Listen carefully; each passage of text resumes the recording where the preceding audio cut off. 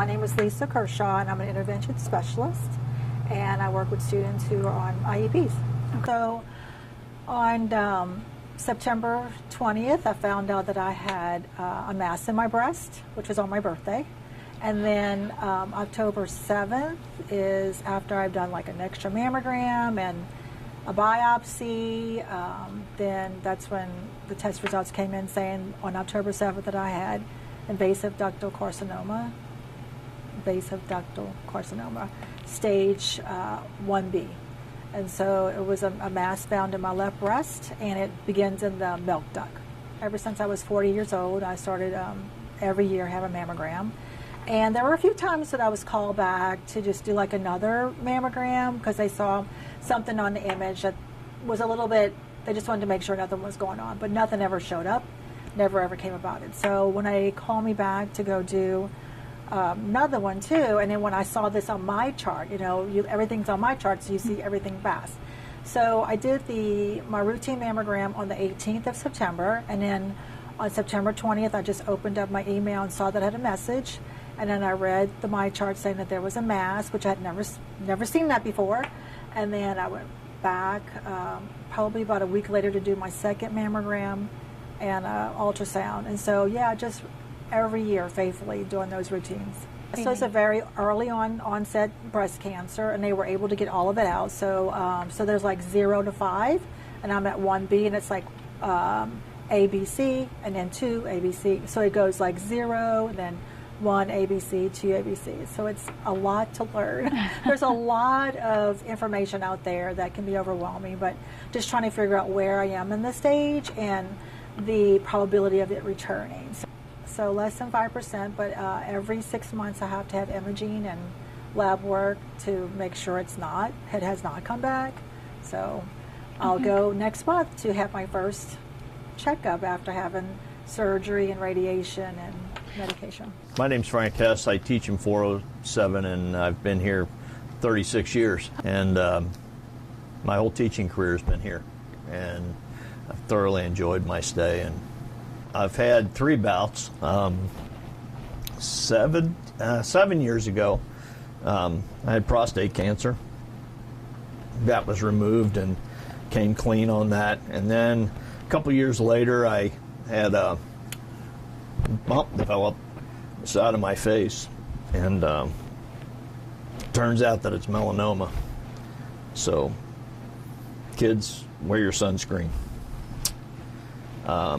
Developed from sun, and that's been a journey that it's hard to describe. So it's and when you say skin cancer, it's not only external, it's internal, and it got into my lymph nodes in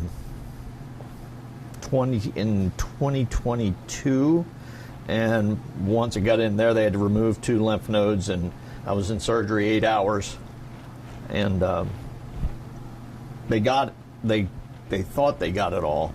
There must have been just a little piece, and then it went from those lymph nodes over to my liver, and then they found it, and I had a biopsy. So that's where I'm at now. I'm treating that. So it's a combination of 2 drugs that I take intravenously every 28 days, and it's called. I'm not going to be able to tell you what the chemistry names are, but it's an infusion where they take my blood, they test it, and then the medicine is made 30 minutes before they put it in me.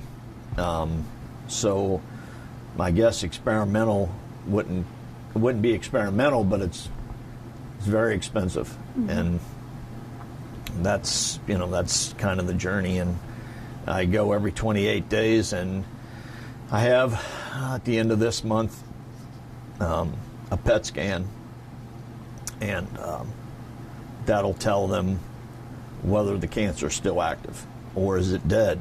But it has shrunk from almost 6 centimeters down to 2.5. So it's shrinking, and the medicine's working, but we just have to see where we go from here.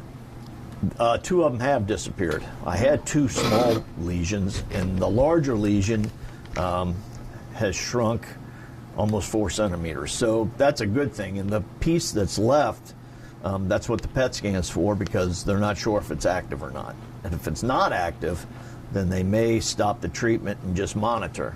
But if they determine that it's still active, then the treatment will continue. Now, whether it changes course, I don't know yet. So, I've felt good the whole time. Mentally, it's rough.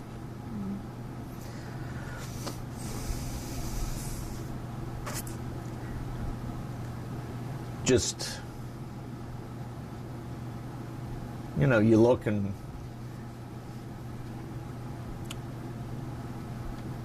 try to figure out the future. The support system has been here, home, my family, everybody. It's been great. PJ and everybody that's here that has gone through this, you know, she had much different than me. So I guess it's, you know, it's emotional, but it's under control, and it's a disease that looks for places to hide, and that's how it grows. So you have to have something that's tracking it down. The doctors, I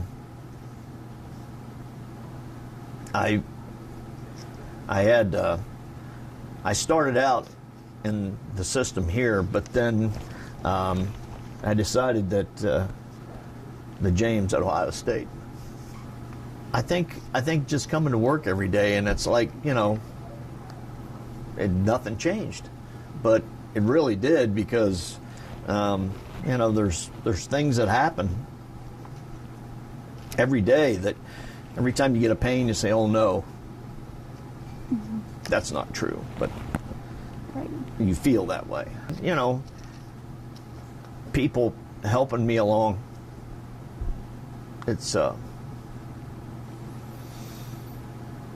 an easy journey.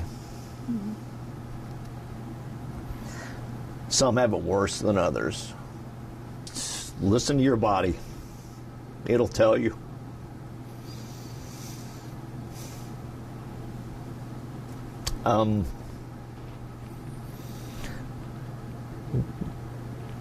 The other advice would be, you know, if something goes wrong, you got to be strong and try to find the best care possible. That's the big deal. There are tons of cancer hospitals, but I chose what I chose, and other people have chosen, you know, different ways to go, but it's just a shock. But in both cases, melanoma and prostate, I knew it. I just needed people to give me the official word, and I can't say that I've dreaded the journey. I haven't. Do I worry? Yep. In teaching, I've seen it numerous times where, you know, kids have situations going that we just don't know, which sometimes their behavior is directly related to what they're going through in their life. Well, thank you for Just your hang in time there. Yep. and your story. Yep. If anybody wants to hear it, come see me. Thank you.